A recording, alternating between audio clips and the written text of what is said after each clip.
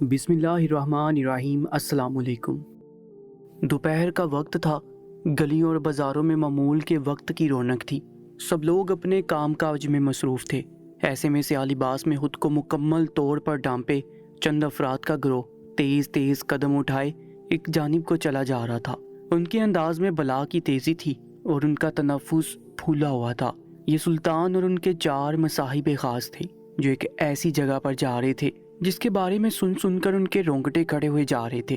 उनकी मंजिल एक ऐसी जगह थी जिसके बारे में तशवीशनाक खबरें उन्हें कई रोज से मिल रही थी, लेकिन आज जो खबर उन्हें मिली थी, इसके बाद सुल्तान सलाहुद्दीन अय्यूबी अपने महल में रुक नहीं पाए और अपने तमाम ज़रूरी कामों को छोड़कर वो उस जगह की जानिब तेज़ी से चल पड़े। क्योंकि आज अगर सुल्तान सलाहुद्दीन अय्यूबी ज़रा सी भी देर करते तो न जाने क्या से क्या हो जाता। ये 5 अफराद बिजली की सी तेज़ी से शहर के शुमाल की जानिब बढ़े जा रहे थे। ये शहर हाल ही में सुल्तान सलाहुद्दीन अय्यूबी ने फतह किया था और अपने अहकामात के मुताबिक यहाँ पर इस्लामी कवानीन नाफिज कर दिए थे। शहर में हर तरफ इस्लाम के मुताबिक मर्दों और औरतों का लिबास और चाल चलन साफ नज़र आ रहा था। ज़्यादा देर नहीं गुजरी थी कि सुल्तान और उसके मसाहिब ख़ास अपनी जाए मकसूद पर पहुँच गए। ये एक कच्चा सा मकान था जिसमें सिर्फ एक ही कमरा नज़र आता था। इस कमरे का एक दरवाज़ा और एक खिड़की थी जो बाहर की सिमत खुलती थी। कमरे के अंदर मुकम्मल खामोशी थी, लेकिन कमरे के बाहर अफराद का एक जम्मे गफीर था जो इकट्ठा हुआ था और खौफ और दहशत बड़ी नज़रों से उस मकान की जानिब देखे जा रहा था। जब सुल्तान उस मकान के पास पहुंचे तो एक शख्स तेज़ी के साथ आगे आया और सुल्तान को इतला दी कि इस मकान में मौजूद पंडित आज फिर एक इंसान को अपने साथ अंदर ले गया है और आज फिर वो उसे जानवर बनाने वाला है। ये सुनकर सुल्तान का खून खोल उठा। वो कई रोज से ये इतलात पा रहे थे कि शहर के दूर दराज के उस मकान में एक ऐसा पंडित आकर आबाद हो गया है जो लोगों को अपने घर के अंदर बुलाता है और उस इंसान को जानवर बना देता है। उस मकान के अंदर तो पंडित के साथ एक इंसान जाता है, लेकिन अपने गुनाहों की वजह से जब वो इंसान बाहर निकलता है तो जानवर बन चुका होता है। लोगों में बेपनाह खौफ व हरास फैला हुआ था और अभी भी हैरानी बड़ी नज़रों से वो उस मकान की जानिब तक रहे थे कि आया अब उस मुकाम से जानवर बाहर निकला। लेकिन सुल्तान सलाहुद्दीन अय्यूबी ने जब ये तमाम मंजर देखा तो उसकी छठीस बेदार हो गई। सुल्तान ने देखा कि मकान के सामने वाले हिस्से में सिर्फ एक दीवार में खिड़की और दरवाज़ा है, जबकि पिछले हिस्से की तरफ घना जंगल है। सुल्तान ने अपने साथियों को मकान के दरवाजे पर नज़र रखने का इशारा किया ताकि अगर वहाँ से कोई जानवर बाहर निकले तो फ़ौरन एक्शन लिया जा सके। खुद सुल्तान तमाम अफराद से नज़र बचाकर मकान के पिछले हिस्से की तरफ चले गए। पीछे घना जंगल फैला हुआ था जिसमें हाथ को हाथ भी सुझाई नहीं देता था, लेकिन सुल्तान तो फिर आखिर सुल्तान सलाहुद्दीन अय्यूबी थे जिनके सामने कोई मुश्किल नहीं ठहरती थी। सुल्तान को शिकार का बेहद तजुर्बा था, इसलिए वो ऐसे जंगलात में रास्ता बनाने का हुनर भी जानते थे। सुल्तान ने किसी न किसी तरह मकान के पिछले हिस्से की तरफ पहुंचने का रास्ता बनाया और खामोशी से मकान की पिछली दीवार के साथ लगकर खड़े हो गए। थोड़ी सी तलाशी बसियार के बाद सुल्तान को एक छोटा सा सुराख दीवार में नजर आ गया। यही तो सुल्तान चाहते थे। वो जानना चाहते थे कि आखिर इस मकान के अंदर क्या हो रहा है। और जब सुल्तान ने उस सुराख से जानकर मकान के अंदर देखा तो उनकी रूह तक हिलकर रह गई, क्योंकि अंदर वाकई पंडित के साथ एक इंसान मौजूद था। और जो कुछ उस इंसान के साथ हुआ उसे देखकर सुल्तान सलाहुद्दीन अय्यूबी जैसे मजबूत इंसान के साथ भी शल हो गए। अंदर की खौलनाक मंजर ने सुल्तान सलाहुद्दीन अय्यूबी को चौंका कर रख दिया। वो चाहकर भी उस वक्त कुछ नहीं कर सकते थे।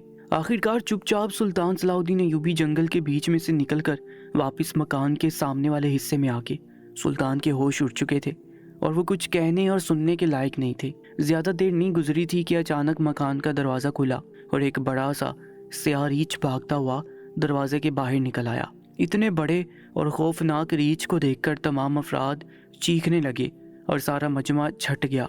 लोग अपने घरों की जानिब भागने लगे क्योंकि रीछ उनकी जानिब घुराता और हमले की घर से भाग रहा था। इस हेबतनाक रीछ को देखकर सुल्तान के साथ आए हुए तमाम मुसाहिबों ने अपनी अपनी तलवारें निकाल ली। वो रीछ पर हमला करने के लिए बिल्कुल तैयार थे, लेकिन इसकी नौबत ही ना आई और रीछ खुद ही बिलबिलाता हुआ जंगल में जा घुसा। सुल्तान सलाहुद्दीन अय्यूबी सारे मंजर को देखकर बेहद परेशान थे। वो खामोशी से अपने खास अफराद को लेकर महल वापस आ गए। इसके अलावा करने का उनके पास कोई चारा भी नहीं था, क्योंकि जो कुछ उन्होंने मकान के अंदर देखा था वो उनकी सोच और तवक्को से कुछ बढ़कर था। سلطان صلاح الدین ایوبی اپنے محل میں جیسے ہی پہنچے وہ اپنے رہائشی کمرے میں چلے گئے۔ وہ بے حد پریشان نظر آ رہے تھے اور جب سے واپس آئے تھے مسلسل ٹہل رہے تھے، کیونکہ مکان کے اندر دیکھے جانے والا منظر ان کی نظر سے اوجھل ہی نہیں ہو رہا تھا۔ وہ سمجھ نہیں پا رہے تھے کہ آخر ایک پنڈت اس قدر طاقت کا مالک کیسے ہو سکتا ہے۔ انہیں رہ رہ کر اس پنڈت کی خبیث شکل یاد آ رہی تھی۔ سلطان کو اپنے شہر پر باطل قوتوں کے سائے منڈلاتے ہوئے نظر آ رہے تھے۔ اس سے پہلے کہ کچھ بہت برا ہو جاتا، سلطان کو اسے روکنا تھا، لیکن روکنا کیسے تھا؟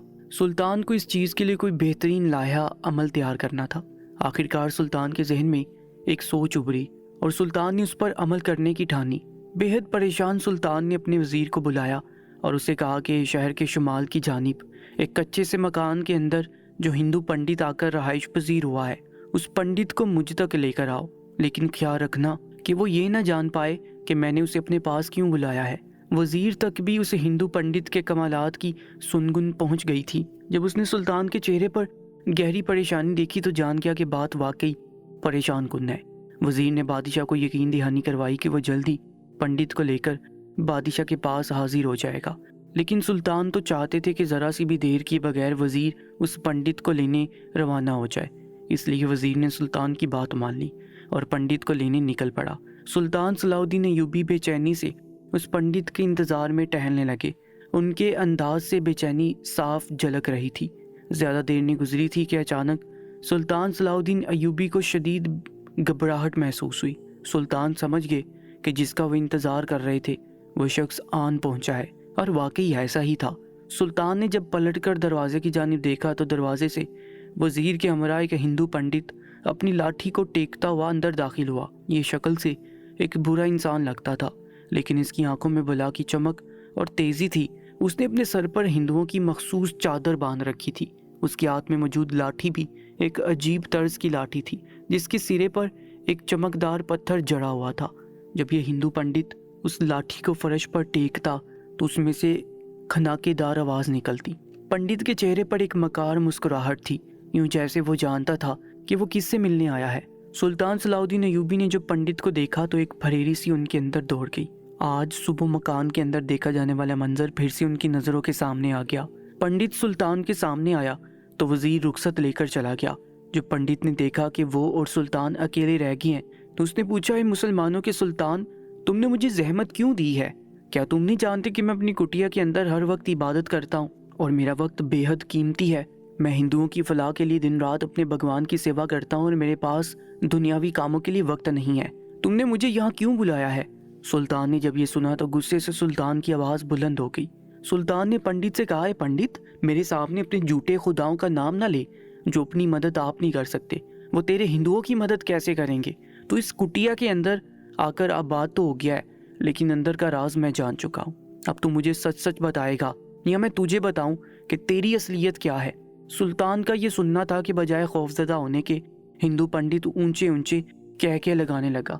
اس کے چہرے پر خوف کی بجائے ایک فتح مند تاثر تھا۔ یکایک محل کے اوپر ایک سیاہ بادل منڈلانے لگا جس نے پورے محل کے اندر اندھیرا کر دیا۔ سلطان یہ دیکھ کر حیران رہ گئے، اور جب سلطان نے غور کیا تو سلطان کی آنکھیں حیرت سے کھلی رہ گئی کہ پنڈت کے ہاتھ میں موجود لاٹھی میں سے باریک باریک شعاعیں نکل رہی تھیں۔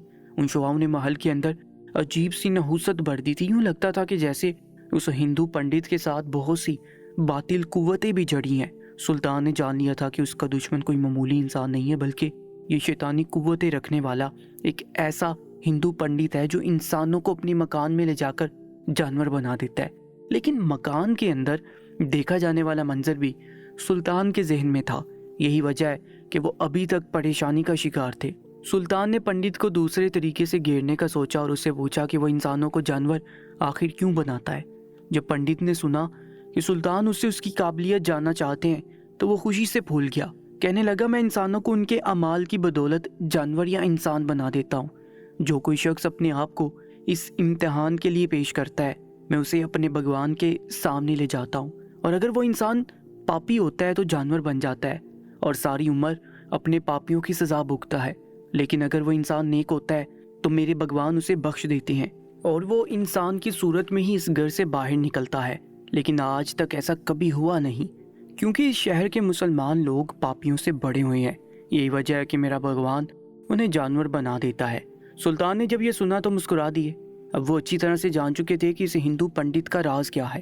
مکان کے اندر دیکھے جانے والے منظر کی کلی ان کے سامنے کھل گئی تھی، لیکن وہ یہ سب ہندو پنڈت کو نہیں بتا سکتے تھے۔ اگر وہ ایسا کر دیتے تو پنڈت دوسرے دن شہر چھوڑ کر بھاگ جاتا۔ انہوں نے سوچا کہ پنڈت کو رنگے ہاتھوں گرفتار کرنا چاہیے اور اس کے راز کو پورے شہر کے سامنے ظاہر کر دینا چاہیے۔ چنانچہ سلطان نے پنڈت سے کہا کہ وہ اس کی بات سمجھ گیا ہے اور اپنی مذہبی رسومات کو جاری رکھے اور اپنی کٹیا میں چلا جائے۔ سلطان کی جانب سے اسے کوئی خطرہ نہیں ہے۔ جب پنڈت نے یہ سنا تو حیران رہ گیا، کیونکہ اس نے سلطان صلاح الدین ایوبی کے بارے میں تو کچھ اور ہی سن رکھا تھا۔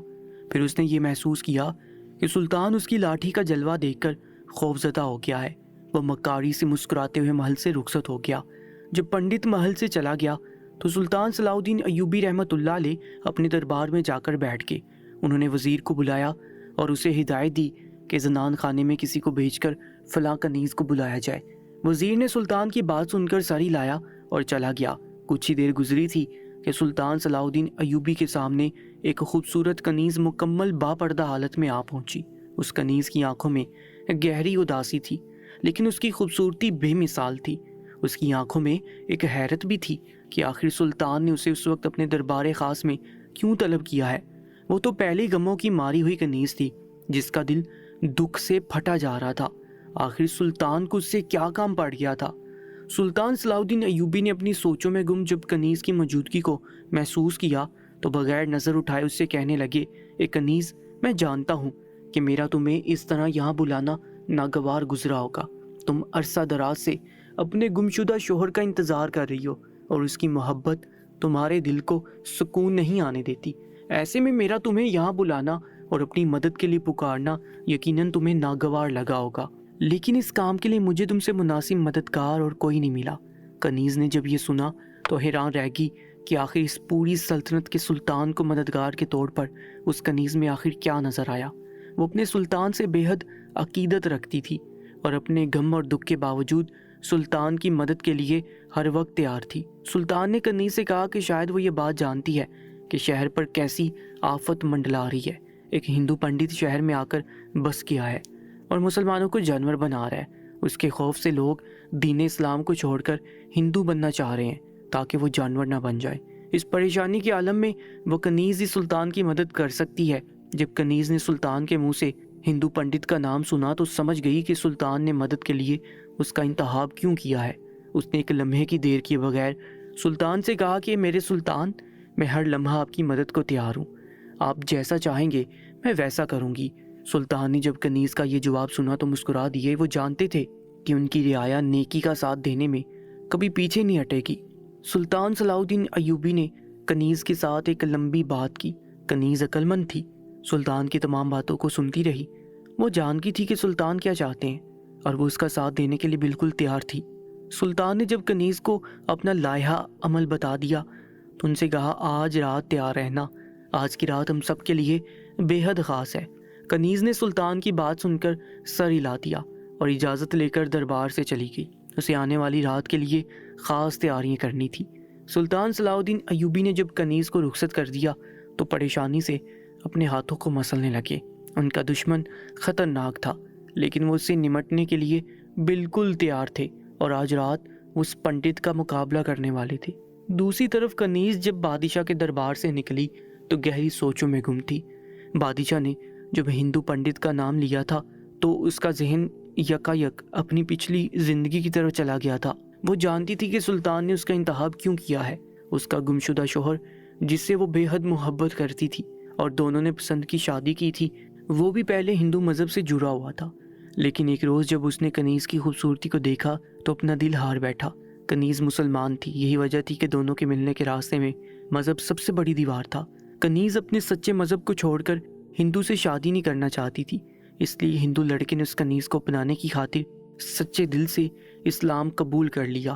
کنیز نے جب یہ دیکھا کہ اس شخص نے اس کی خاطر اسلام بھی قبول کر لیا ہے اور اپنا مذہب تک بدل ڈالا ہے تو خوشی سے بے قرار ہو گئی اور فوراً سے شادی کے لیے راضی ہو گئی۔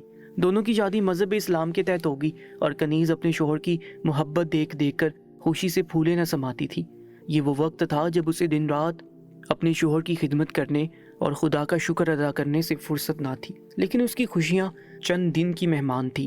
ایک روز جنگل میں شکار کے لیے گیا اس کا شوہر ایسا گم ہوا کہ عرصہ گزر جانے کے بعد بھی پلٹ کر نہ آیا۔ کنیز کا بے قرار دل اس کا انتظار ابھی تک کرتا تھا، حالانکہ اسے کئی لوگ یہ کہتے تھے کہ اس کے شوہر کو شیر نے کھا لیا تھا، لیکن کنیز کا محبت بڑا دل اپنے شوہر کی موت کو تسلیم کرنے کے لیے تیار ہی نہیں تھا۔ وہ انجانے میں دن رات اس کا انتظار کرتی، یہ جانے بغیر کہ وہ کبھی واپس نہیں آئے گا۔ بادشاہ نے ایک ہندو پنڈت سے نمٹنے کے لیے اس کا انتخاب اس لیے کیا تھا کیونکہ وہ لمبے عرصے تک ایسے انسان کے ساتھ رہی تھی جس کا مذہب ہندو ہوا کرتا تھا۔ وہ ان کے رہن سہن اور مذہب سے کسی حد تک واقف تھی، اس لیے وہ سلطان کی بہترین مددگار ثابت ہو سکتی تھی۔ کنیز اپنے گھر میں جا کر رات کا انتظار کرنے لگی۔ دوسری طرف محل میں سلطان صلاح الدین ایوبی بھی اپنی تلوار کی دھار پر ہاتھ پھیرتے بے صبری سے سورج کے ڈوبنے کے منتظر تھے۔ یوں ہی رات کا اندھیرا پھیلا، سلطان صلاح الدین ایوبی اپنا بیس بدل کر محل سے باہر نکل آئے۔ ایک مخصوص گلی میں کنیز بھی سیاہ جبے میں خود کو ڈھانپے ان کا انتظار کر رہی تھی۔ یہ دونوں تیز تیز قدم اٹھاتے شمال کی جانب بڑھنے لگے۔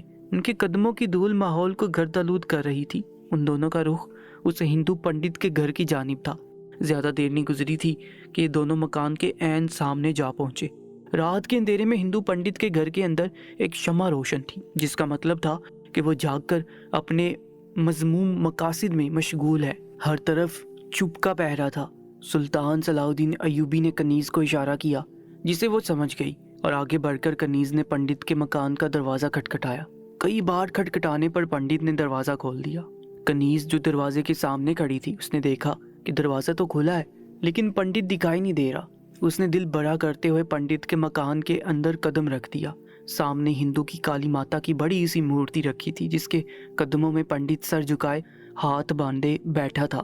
ماحول میں سندور اور کافور کی خوشبو رچی ہوئی تھی۔ کنیز کا دل کانپا، لیکن اپنے سلطان اور سلطنت کی مدد کرنے کی خاطر اس نے خود کو مضبوط کر لیا اور پلٹ کر دروازہ بند کر لیا۔ دروازہ بند ہونے کی آواز کے ساتھ ہی پنڈت نے پیچھے پلٹ کر دیکھا اور یہ لمحہ اس کٹیا کے اندر قیامت بن کر چھا گیا۔ کنیز اپنی جگہ کھڑی کی کھڑی رہ گئی۔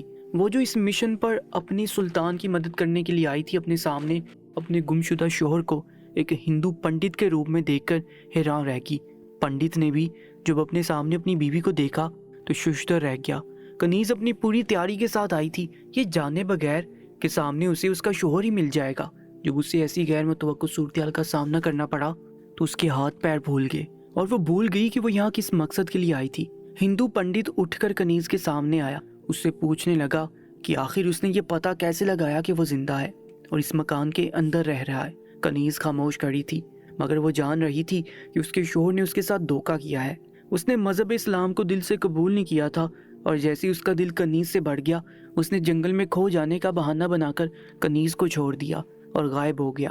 اور آج وہ پھر سے ایک ہندو پنڈت کے روپ میں موجود تھا، جس کا یہی مطلب ہے کہ وہ دوبارہ سے ہندو بن چکا تھا۔ کنیز نے جب اس بات پر غور کیا تو اچانک سے اس کا دل اپنے شوہر کے خلاف نفرت سے بڑھ گیا۔ جو محبت اس کے اندر اپنے شوہر کے لیے تھی وہ ختم ہو گئی اور اس کی جگہ نفرت اور غصے نے لے لی۔ اب وہ زیادہ خواہشمند تھی کہ سلطان کا ساتھ دے کر ہندو پنڈت کا راز فاش کر سکے، لیکن ہندو پنڈت یہ بات نہیں جانتا تھا۔ وہ سمجھ رہا تھا کہ اس کی بیوی اس کا پیچھا کرتے کرتے یہاں تک آ پہنچی ہے۔ اس نے اپنی بیوی کو مخاطب کیا اور کہنے لگا، میں مجبور تھا، میں تم سے محبت تو کرتا تھا لیکن میں اپنا مذہب نہیں چھوڑ سکتا تھا۔ میں اکیلا نہیں، میرے ساتھ کئی لوگ جڑے ہیں۔ ہم لوگ اس پوری دنیا میں ہندو راج کے لیے کام کرتے ہیں۔ ہمارا مقصد بہت خاص ہے۔ اس خاص مقصد کو پانے کے لیے میں نے اپنی محبت کی قربانی دے دی اور تمہیں چھوڑ دیا، لیکن آج تم جب لوٹ کر میرے پاس آ گئی ہو تو اب تم بھی میرے ساتھ شامل ہو۔ میری اس چھوٹی سی دنیا میں میرے ہر راز کے ساتھ میں تمہیں ضرور شریک کروں گا۔ پنڈت کی آواز میں خوشی تھی، لیکن کنیز تو کچھ اور ہی سوچ رہی تھی۔ وہ کن نکھیوں سے اس کی کٹیا کا جائزہ لے رہی تھی، جس میں صرف ایک کھڑکی دروازہ تھا اور جسے باہر سے آسانی سے دیکھا جا سکتا تھا۔ کمرے کا فرش مکمل مٹی کا بنایا تھا، جس میں سے کسی دوسری جگہ نکلنے کا کوئی راستہ نہیں تھا۔ تو پھر آخر یہ پنڈت انسانوں کو جانور کیسے بناتا تھا؟ کیا واقعی وہ کوئی جادوگر تھا یا پھر یہ کوئی شعبدہ بازی تھی؟ اسی بات کا پتہ لگانے کے لیے تو کنیز یہاں آئی تھی۔ وہ یہ بات جانتی تھی کہ سلطان صلاح الدین ایوبی مکان کی پچھلی طرف جنگل میں سے ایک سوراخ کے ذریعے ان دونوں پر نظر رکھے ہوئے ہیں اور وہ کنیز پر کوئی آنچ نہیں آنے دیں گے۔ لہٰذا کنیز نے ہندو پنڈت کی طرف پیار بڑی نظروں سے دیکھا اور پوچھا کہ آخر اس کا مقصد کیا ہے اور وہ یہ سب کچھ کیسے کرتا ہے، یعنی وہ انسان سے جانور کس طرح بناتا ہے، اتنی بڑی طاقت اس کے پاس آخر کیسے آئی؟ پنڈت یہ سن کر مسکرانے لگا، کہنے لگا تم پردے کے پیچھے چھپ جاؤ، میں بھی تمہیں ایک راز کی بات بتاتا ہوں۔ کنیز نے پنڈت کی بات مان لی اور جا کر پردے کے پیچھے چھپ گئی۔ ذرا سی دیر گزری تھی کہ دروازے پر دستک ہوئی۔ پنڈت نے دروازہ کھولا تو ایک ڈرا سہما مزدور دروازے کے پیچھے کھڑا تھا۔ پنڈت اسے دروازے کے اندر لے آیا۔ اندر آتے ہی مزدور پنڈت کے قدموں میں گر گیا، کہنے لگا میرے خاندان والے سمجھتے ہیں کہ میں بہت گناہ گار ہوں اور وہ کل صبح مجھے آپ کے پاس لانے والے ہیں تاکہ وہ یہ ثابت کر سکیں کہ اگر میں گناہ گار ہوں تو جانور بن جاؤں گا اور اگر نہیں تو انسان کے روپ میں ہی اس مکان سے باہر نکلوں گا، لیکن میں اس سے پہلے ہی آپ کے پاس مدد مانگنے آیا ہوں۔ میں ان سب کے سامنے شرمندہ نہیں ہونا چاہتا، میں چاہتا ہوں کہ آپ ابھی اور اسی وقت میرا امتحان لیجئے، اگر میں گناہ گار ہوا تو جانور بن جاؤں گا اور اگر نہیں تو میں انسان کے روپ میں واپس جا کر ان سب کو بتا دوں گا کہ میں گناہ گار نہیں ہوں۔ پنڈت نے جب یہ سنا تو مسکرانے لگا اور اس مزدور کو دلاسا دے کے کہنے لگا تم نے بہت اچھا فیصلہ کیا ہے، آؤ میں تمہارا امتحان اپنے عظیم خدا کے سامنے پیش کرتا ہوں۔ یہ کہہ کر پنڈت اپنے بھجن پڑھنے لگا اور مزدور مورتی کے عین سامنے ہاتھ باندھ کر کھڑا ہو گیا جیسے اسے ہندو پنڈت نے کرنے کو بولا تھا۔ چندی لمحات گزرے تھے کہ اچانک مزدور کے قدموں تلے سے مٹی کی زمین سرک گئی، یوں جیسے کسی تہہ خانے کا دروازہ مٹی سے ڈانپ رکھا ہو۔ زمین کاٹنا تھا کہ مزدور سیدھا تہہ خانے کے اندر جا گرا۔ اس کی چیخ کی آواز سنائی دی اور اس کے بعد وہ ہمیشہ کے لیے خاموش ہو گیا۔ کنیز جو دروازے کے پیچھے سے یہ سب کچھ دیکھ رہی تھی ششدر رہ گئی۔ وہ سوچ بھی نہیں سکتی تھی کہ اس کا محبوب شوہر قاتل بھی ہو سکتا ہے، لیکن ابھی تو تماشا باقی تھا۔ ہندو پنڈت نے تہہ خانے کا دروازہ بند کیا اور دوسری طرف جلدی جلدی مٹی کو ریتنے لگا۔ تیز تیز ہاتھوں سے مٹی ہٹانے کے بعد اس کے سامنے ایک اور تہہ خانے کا دروازہ نظر آیا۔ اس نے دروازہ کھولا اور اپنی لاٹھی سے زمین کو ٹھوک کر ایک مخصوص آواز پیدا کی۔ یکایک کوٹھی کے اندر روشنی کی باریک باریک کرنیں پھیل گئیں جو پنڈت کی لاٹھی میں سے نکل رہی تھی۔ اس لاٹھی کی روشنی میں کنیز نے دیکھا کہ تہہ خانے میں سے ایک بڑا جانور نکل رہا ہے۔ یہ جانور پنڈت کے سامنے ایسے سر ہلا رہا تھا جیسے اس کا پالتو ہو۔ پنڈت نے اس جانور کا سر سہلایا اور لاٹھی سے باہر کی جانب اشارہ کیا۔ جانور پالتو کتے کی طرح سر ہلاتا ہوا دروازہ کھول کر باہر جا نکلا اور بلبلانے لگا، زور زور سے چلانے لگا اور آخرکار چلاتے چلاتے جنگل میں جا گھسا۔ جب کنیز نے یہ سب کچھ دیکھا تو اب شک کی کوئی گنجائش ہی نہیں رہی تھی۔ یہی سب کچھ تو اسے سلطان صلاح الدین ایوبی نے بتایا تھا۔ وہ اور سلطان دونوں ہی اس پنڈت کا راز جان چکے تھے، بس اس راز کو شہر والوں کے سامنے لانا ضروری تھا۔ کنیز پردے کے پیچھے سے نکل آئی اور آتے ہی پنڈت کی تعریف کرنے لگی، کہنے لگی کہ اس نے اس قدر طاقت اور قابلیت آخر کہاں سے آئی۔ پنڈت نے جب یہ سنا تو خوشی سے پھولے نہ سمایا۔ وہ آج بھی کنیز کے حسن کا دیوانہ تھا۔ اس نے کنیز سے کہا کہ وہ ایک معمولی سا ہندو سیوک تھا جسے ایک بڑی تنظیم نے اپنے بڑے بڑے مقاصد کے لیے چن لیا ہے۔ یہ تنظیم اسی طرح مسلمانوں کو اغوا کرتی ہے، بعض کو مار ڈالتی ہے، جن کو اغوا کرتی ہے انہیں مجبور کر کے مذہب تبدیل کروایا جاتا ہے یا پھر شیطانی مقاصد کے لیے استعمال کیا جاتا ہے۔ اس تنظیم کے قبضے میں کچھ شیطانی موکلات بھی ہیں جن سے یہ لوگ اپنے کام نکلواتے ہیں۔ یہ ہندو پنڈت بھی اسی تنظیم کا ایک رکن ہے اور اس کٹیا میں بیٹھ کر ان کا کام کر رہا ہے۔ جب ہندو پنڈت نے کنیز کو اپنے بارے میں سب کچھ سچ سچ بتا دیا تو اس سے کہنے لگا کہ اب وہ چاہتا ہے کہ کنیز پھر سے اس کے ساتھ رہنے لگ جائے، بالکل پہلے کی طرح اس کی بیوی کی حیثیت سے، کیونکہ اب وہ مالدار ہے اور اسے ہر خوشی بھی دے سکتا۔ جلدی شیطانی تنظیم اسے ایک اعلیٰ عہدہ بھی دینے والی ہے۔ کنیز نے یہ سنا تو اس کے صبر کا پیمانہ لبریز ہو گیا۔ اس نے فوراً سے ہاتھ بڑھا کر پنڈت کی لاٹھی اٹھائی اور گھما کر پنڈت کے سر پر دے ماری۔ شدید چوٹ سے پنڈت بے ہوش ہو گیا۔ کنیز نے زمین پر مار مار کر پنڈت کی لاٹھی کا سنہری پتھر توڑ ڈالا جس میں پنڈت کی شیطانی قوت جمع تھی۔ جب یہ دیکھا تو مکان کے باہر سے سلطان صلاح الدین ایوبی بھی دوڑتے ہوئے مکان کے اندر آ گئے۔ کنیز نے شدید اشتعال میں سارا کام ہی ختم کر ڈالا تھا۔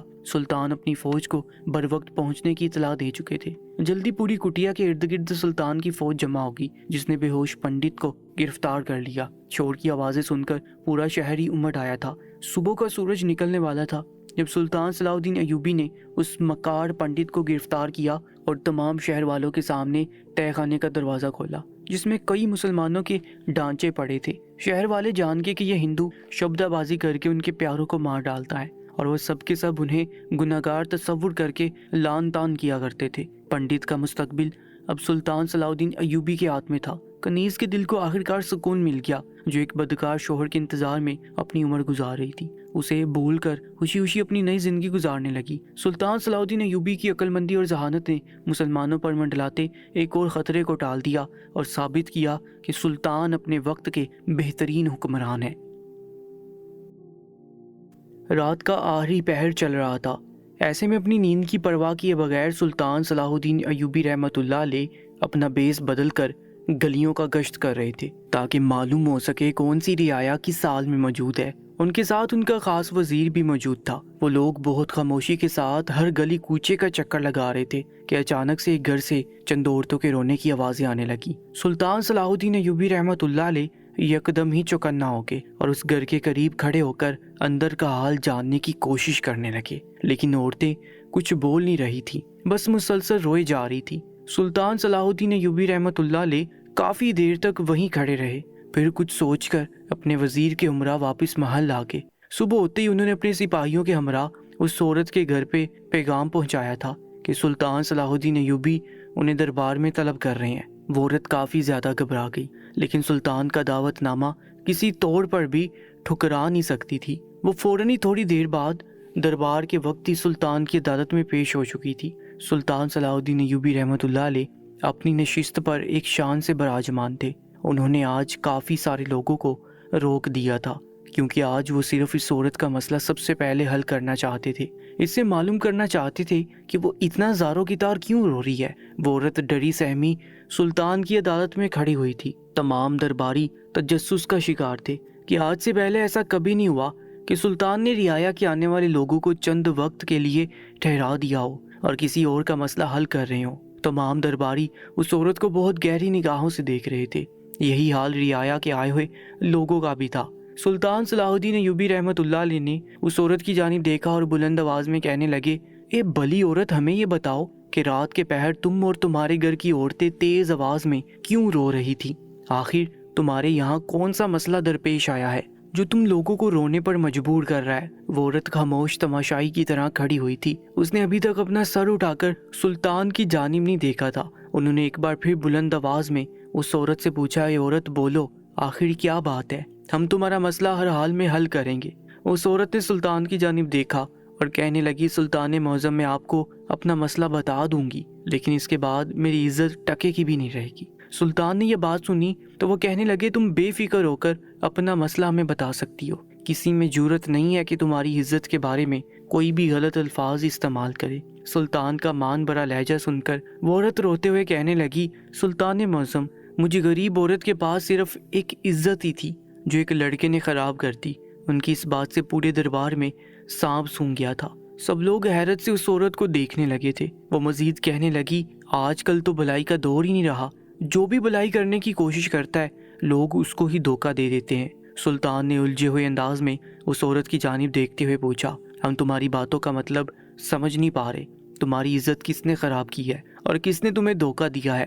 وہ عورت کہنے لگی، سلطان معظم، میری 4 بیٹیاں ہیں اور چاروں ہی خوبصورت جوان ہیں۔ ایک روز ایک 16-17 سال کا لڑکا میرے گھر کی دہلیز پر آیا اور زاروں کی طرح رونے لگا، کہنے لگا، اماں، میں 4 دن سے بھوکا ہوں، میں نے کچھ نہیں کھایا، مجھے تھوڑا سا کھانا دے دو۔ میری بڑی بیٹی کو ترس آ گیا، اس نے گھر کے اندر سے ایک روٹی اور تھوڑا سا سالن اس کو دے دیا۔ وہ ہمارے دروازے پر ہی بیٹھ کر کھانا کھانے لگا۔ اچانک ہی اس کو بہت برا پھندا لگا، جس کی وجہ سے ہم اندر بیٹھے لوگ بھی گھبرا گئے۔ میری سب سے چھوٹی بیٹی گھبراہٹ کے اندر اس لڑکے کو گھر میں لے آئی اور پانی وغیرہ دینے لگی۔ اچانک ہی مجھے اتنا زور سے چکر آیا کہ میں وہیں پر بے ہوش ہو گئی۔ میرے ساتھ موجود میری 4 بیٹیوں کا حال بھی مجھ سے مختلف نہیں تھا، وہ لوگ بھی چکر کھا کر وہیں گر گئی، اور جب ہم لوگ چند گھنٹے بعد اٹھے تو میری 4 بیٹیوں کا حال برا تھا۔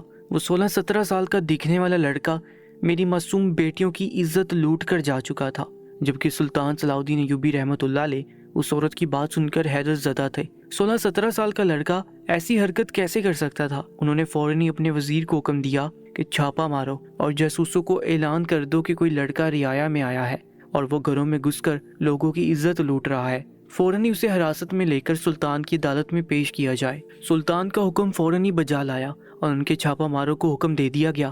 تھوڑے ہی وقفے بعد اس لڑکے کو ان کے چھاپا ماروں نے پکڑ لیا تھا اور سلطان کی عدالت میں پیش کر دیا گیا۔ سلطان صلاح الدین ایوبی رحمۃ اللہ علیہ اپنی نشست پر بیٹھے کافی اضطرابی کیفیت کا شکار تھے، کیونکہ انہیں بالکل بھی سمجھ نہیں آ رہا تھا کہ ایک 16-17 سال کا لڑکا ایسی حرکت کیسے کر سکتا ہے۔ اور جب انہوں نے اس لڑکے کو دیکھا تو وہ حیرت زدہ رہ گئے، کیونکہ وہ واقعی جسامت کے لحاظ سے بھی کافی چھوٹا محسوس ہو رہا تھا۔ اس کا چہرہ دیکھ کر کوئی بھی اس بات پر یقین نہیں کر سکتا تھا کہ یہ انسان ایسا کام کر سکتا ہے۔ وہ لڑکا بہت خاموشی کے ساتھ ادب سے دربار میں کھڑا ہوا۔ سلطان صلاح الدین ایوبی اس لڑکے کو بہت گہری نگاہوں سے دیکھ رہے تھے۔ ایک کونے میں ہی وہ عورت غصے بڑی نگاہوں سے اس لڑکے کو گھور رہی تھی۔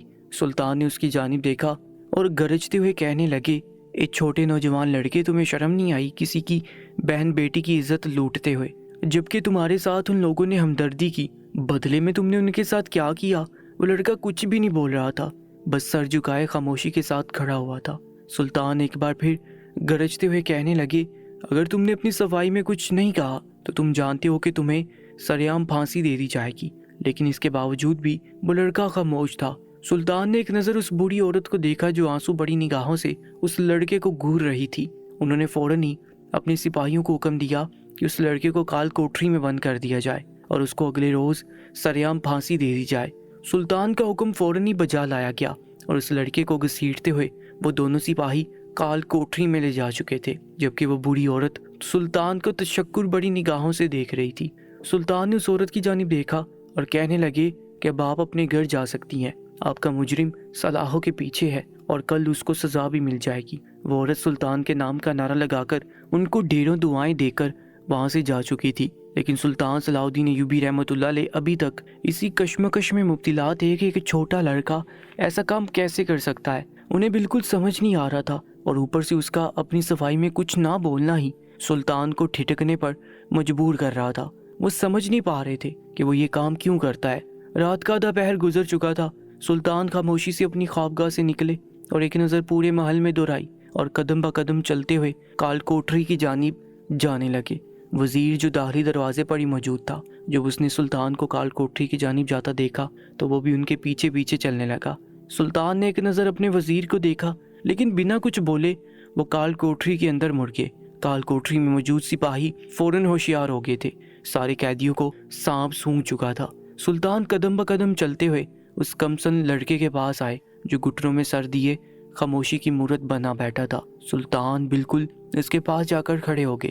جب اس نے کسی کی موجودگی محسوس کی تو اس نے اپنا سر اٹھا کر دیکھا، سامنے ہی سلطان اپنی پوری شان سے کھڑے ہوئے تھے۔ وہ فوراً ہی ان کے ادب میں کھڑا ہو گیا اور ہاتھ باندھ کر سلام پیش کرنے لگا۔ سلطان نے اس کے سلام کا جواب دیا اور کہنے لگے، تمہیں ڈرنے کی ضرورت نہیں ہے، ہمیں بتاؤ آخر تمہارے ساتھ کیا مسئلہ پیش آیا ہے۔ ہمیں نہیں لگتا کہ تم زانی ہو، اور اگر تم نے یہ گناہ نہیں کیا تو ہم تمہیں پھانسی نہیں دیں گے۔ تمہیں کسی بھی چیز سے ڈرنے کی ضرورت نہیں ہے، تم ہمیں اپنا بڑا سمجھ کر ساری چیزوں کے بارے میں بتا سکتے ہو۔ لیکن وہ لڑکا صبح کی طرح ہی خاموش تھا، اس نے ابھی بھی ایک لفظ ادا نہیں کیا تھا۔ سلطان نے اس کے کندھے پر ہاتھ رکھا اور ایک بار پھر نرم لہجے میں کہنے لگے، دیکھو لڑکے، تم ڈرو مت، مجھے نہ جانے کیوں تمہیں دیکھ کر ایسا محسوس ہوتا ہے جیسے تم زانی نہیں ہو۔ تم نے ان لڑکیوں کے ساتھ یہ گناہ نہیں کیا۔ تم مجھے بتا سکتے ہو آخر تم کون ہو اور تمہارے پیچھے یہ کام کون کر رہا ہے؟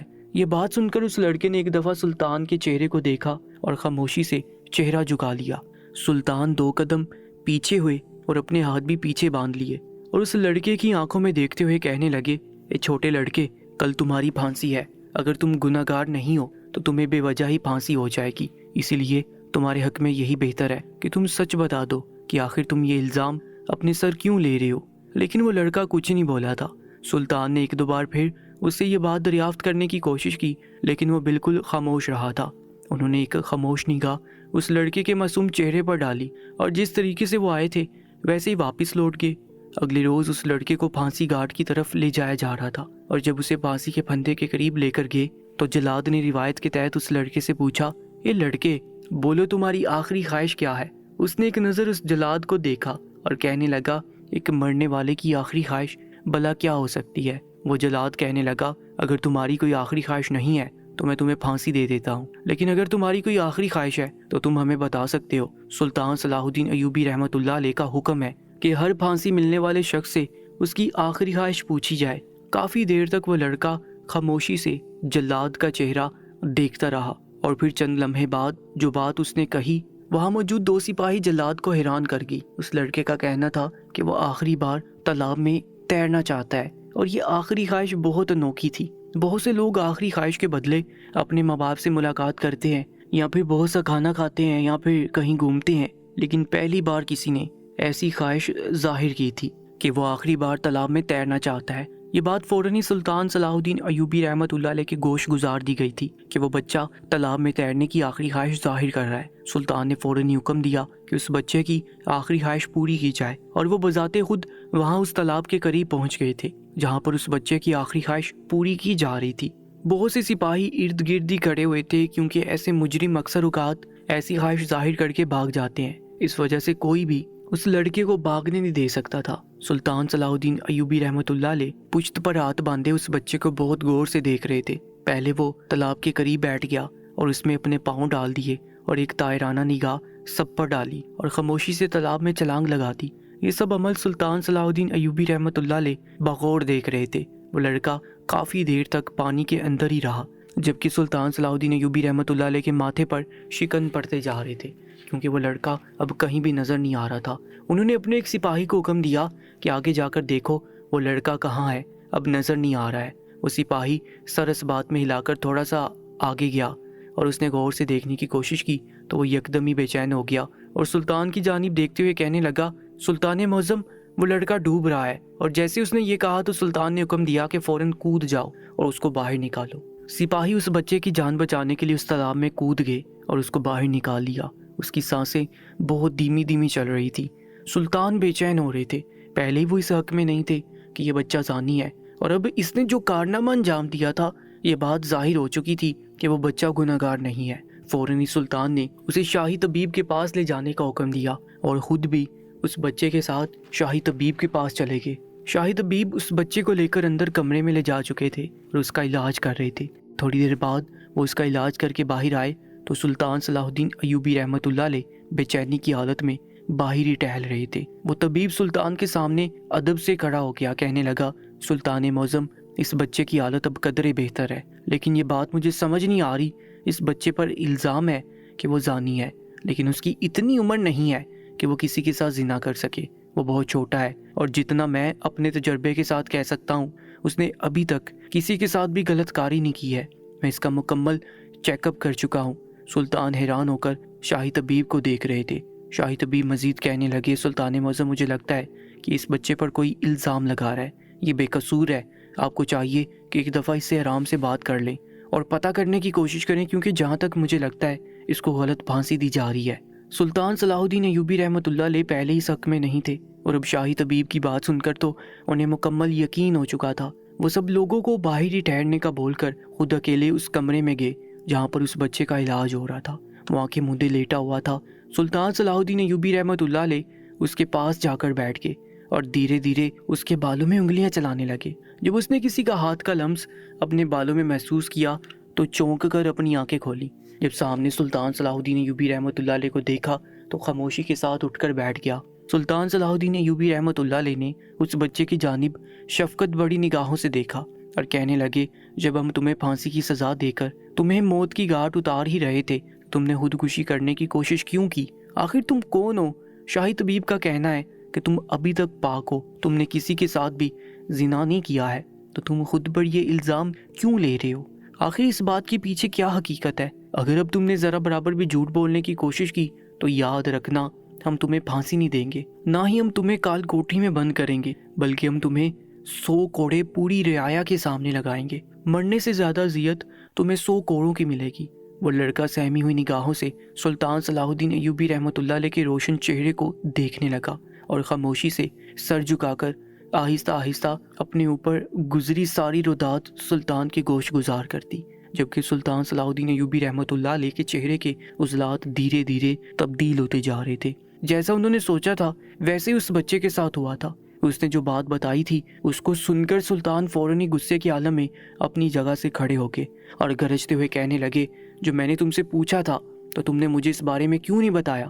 وہ بچہ خوف سے سہمی ہوئی آواز میں کہنے لگا، سلطان معظم، اگر میں آپ کو اس بات کے بارے میں بتا دیتا تو میری معصوم بہن کے ساتھ بہت برا ہونا تھا۔ وہ لوگ میری بہن کو کہیں کا بھی نہیں چھوڑتے۔ اس بچے کا کہنا تھا کہ وہ یہ کام اکیلا نہیں کر رہا، اس کے پیچھے ایک پورا گینگ ہے۔ وہ لوگ 5 بندوں پر مشتمل ہیں، ان کی عمر 26 سال سے شروع ہو کر 40 سال پر ختم ہو رہی ہے۔ وہ لوگ یہ کام کسی منصوبے کے تحت نہیں کرتے، بلکہ وہ لوگ یہ کام اپنے مزے کے لیے کرتے ہیں۔ وہ لڑکا مزید کہنے لگا، سلطان معظم، ان لوگوں نے مجھے ایک مہرہ بنایا ہوا ہے۔ وہ لوگ پہلے ساری تحقیقات اکٹھی کرتے ہیں اور معلوم کرتے ہیں کہ کس گھر کے اندر جوان خوبصورت لڑکیاں موجود ہیں۔ اس کے بعد یہ لوگ مجھے اس گھر کے پاس بھیج دیتے ہیں۔ کبھی مجھے بیکاری بنا کر لوگوں کے سامنے پیش کرتے ہیں تو کبھی بیچنے والا بنا دیتے ہیں۔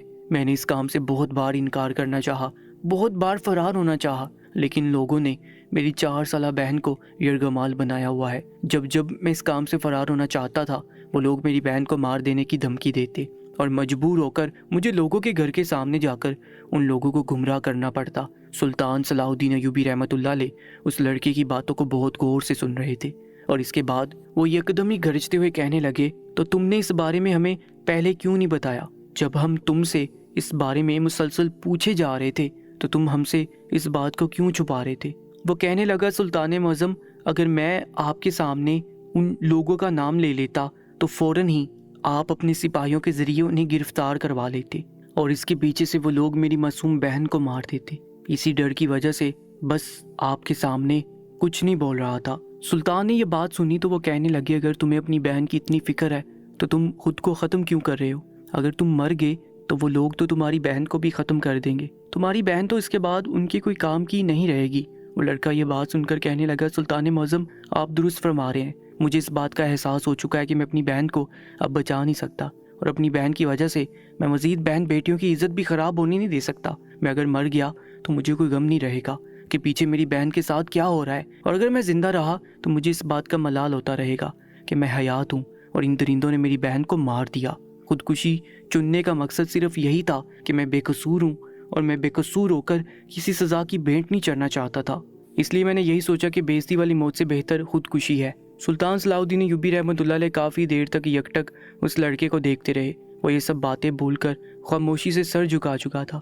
سلطان اپنی جگہ سے کھڑے ہوئے اور اس لڑکے کے سر پر ہاتھ رکھتے ہوئے کہنے لگے کہ تم بے فکر ہو جاؤ، ہم تم سے وعدہ کرتے ہیں کہ ہم ان 5 درندوں کو سلاحوں کے پیچھے ڈال کر اپنے ہاتھوں سے پھانسی دیں گے اور تمہاری بہن کو صحیح سلامت تمہارے حوالے کریں گے۔ وہ لڑکا یہ بات سن کر حیرانی بڑی نگاہوں سے سلطان کو دیکھنے لگا اور فوراً ہی ان کا ہاتھ پکڑ کر آنکھوں سے عقیدت سے لگا لیا۔ وہ کہنے لگا، سلطان معظم، میں آپ کا ساری عمر شکر گزار رہوں گا، آپ واقعی ایک نیک سپہ سالار ہیں۔ میں دعا کروں گا کہ آپ اپنے ہر میدان میں فتح حاصل کریں۔ سلطان ایک بار پھر اس کے سر پر ہاتھ رکھ کر اس کمرے سے نکل گئے، جبکہ انہوں نے فوراً ہی اپنے سپاہیوں کو حکم دیا کہ ان 5 درندہ جانوروں کو پکڑ کر دربار میں حاضر کیا جائے۔ ان کا حکم فوراً ہی بجا لایا گیا اور سارے سپاہی پوری رعایا میں چونٹیوں کی طرح بچھ گئے اور ان زانی مردوں کو چند ہی لمحوں میں ڈھونڈ کر سلطان صلاح الدین ایوبی رحمۃ اللہ علیہ کے دربار میں پیش کر دیا گیا تھا۔ وہ 5 مرد سر جھکائے کھڑے ہوئے تھے۔ سلطان نے ان 5 مردوں کو قہر آلود نگاہوں سے دیکھا اور نفرت سے پھنکارتے ہوئے کہنے لگے، شرم آنی چاہیے، ایک معصوم بچے کا استعمال کر کے تم کتنی بہن بیٹیوں کی عزت کو روند چکے ہو، صرف اپنے مزے کے لیے۔ اگر اتنی ہوس کی آگ تم لوگوں کے جسم میں بھری ہوئی ہے تو تم لوگ شادی کر لیتے، لیکن کسی کی بیٹی کے ساتھ اتنا بڑا ظلم نہ کرتے۔ تم لوگ کیا سمجھے تھے کہ تم لوگ کبھی پکڑے نہیں جاؤ گے؟ اس معصوم بچے کو دھمکاتے رہو گے اور اس کی بہن کو یرغمال بنا کر رکھو گے اور ہمیں اس بات کا علم نہیں ہوگا۔ ان کی آواز پورے دربار میں گونج رہی تھی، جبکہ وہ 5 مرد خوف سے کپ کپا رہے تھے۔ سلطان صلاح الدین ایوبی رحمۃ اللہ علیہ نے اپنے سپاہیوں کو حکم دیا کہ فوراً ہی رعایا میں یہ اعلان کیا جائے کہ سلطان نے سب کو بڑے میدان میں بلایا ہے، جبکہ انہوں نے اپنے وزیر کی جانب دیکھا اور انہیں حکم دیا کہ وہاں پر 5 پھانسی کے پھندے لگا دیے جائیں۔ آج ان 5 مردوں کو سرعام پھانسی دی جائے گی، تاکہ جس بیٹی کے ساتھ ظلم ہوا ہے اور جنہوں نے عزت کی خاطر شکایت نہیں کی، ان سب کو بھی راحت اور سکون میسر ہو۔ سلطان کا حکم چند سیکنڈ میں ہی بجا لایا گیا۔ رعایا میں یہ اعلان کر دیا گیا کہ ظہر کی نماز کے بعد سلطان سب کو میدان میں طلب کر رہے ہیں، جبکہ وزیر نے کچھ سپاہیوں کی مدد سے وہاں 5 پھانسی کے پھندے بھی لگا دیے تھے۔ سلطان صلاح الدین ایوبی رحمۃ اللہ علیہ ظہر کی نماز ادا کر کے میدان پہنچ چکے تھے۔ وہاں پر رعایا بھی آ چکی تھی۔ سلطان صلاح الدین ایوبی رحمۃ اللہ علیہ اپنی نشست پر ایک شان سے براجمان تھے، جبکہ وہ پانچوں مرد جن کے چہروں پر کالا کپڑا ڈالا ہوا تھا وہ ایک ایک پھانسی کے پھندے کے قریب کھڑے ہوئے تھے۔ قاضی اپنی جگہ سے کھڑا ہوا اور اس نے پوری رعایا کے سامنے بلند آواز میں فرد جرم پڑھ کے سنایا اور چند پل بعد ہی جلاد کو حکم دے دیا اور ان پانچوں کو پھانسی کے پھندے پر چڑھا دیا گیا۔ ان لوگوں سے آخری خواہش کچھ بھی نہیں پوچھی گئی، بس انہیں پھانسی دے دی گئی۔ جب پوری رعایا سلطان صلاح الدین ایوبی رحمۃ اللہ علیہ کے نام کا نعرہ لگا رہی تھی، اس بچے کو اس کی بہن سے ملوا دیا گیا تھا اور اس عورت کو بھی اس بات کا پیغام پہنچا دیا گیا تھا کہ وہ لڑکا بے قصور ہے۔ دوستو، زناکاری ایک گناہ ہے، اس کا عذاب قیامت والے دن ہر اس انسان پر نازل ہوگا جو یہ غلط کام کرتا ہے۔ اللہ تعالی ہم سب کو اس زنا کے گناہ سے بچائے، آمین ضرور لکھیے گا، اور مزید ایسی سچی اور سبق آموز کہانیوں کے لیے ہمارے YouTube چینل کو سبسکرائب کر کے ساتھ موجود بیل آئیکن پر بھی کلک کر لیجیے گا۔